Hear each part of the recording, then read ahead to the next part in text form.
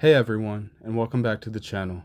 I spend a lot of time browsing sites like eBay looking for weird, forgotten, and rare pieces of tech history, and today I found a real gem. At first glance, it looks like a pretty standard, clean, third-generation iPod. You know, the iconic one with the 4 red backlit buttons above the wheel. This was the first model to introduce a 30-pin dot connector, a design that Apple would stick with for almost a decade. This specific one is a 10GB model from around 2003. At this point, you're probably scratching your head. So I was clicking through the eBay listing and I saw the second picture. Boom, right there, engraved into that classic mirror finished stainless steel back. It says, "For display only." This isn't just an iPod, this is a rare artifact. But what is it? A prototype? A fake? Who knows? For display only units or dummy units are a fascinating part of tech history. Apple and other companies would produce these non-functional models to send to retail stores. They have the exact look and sometimes the weight of the real thing, but inside they're completely empty. No hard drive, no logic board, no battery. The screen you see with the Apple logo, it's almost certainly just a high quality sticker or a static print under the plastic. The whole point was to have something to put on a store shelf that looked real, but if someone tried to steal it, they just get a very expensive paperweight. And that's exactly what makes it so incredibly rare. Think about the life cycle of one of these.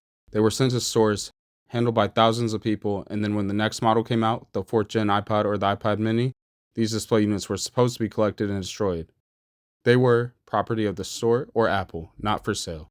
The only reason any of these exist today is because they were slipped out the back door of a closing store, saved from a recycling bin by a curious employee, or just forgotten about in a stockroom for 20 years. Working 3rd gen iPods are common. You can buy one right now for 40 or 50 bucks. But a real, official, for display only engraved unit, that's a collector's item. So, why would you, or I, or anyone want to buy a non-working piece of plastic?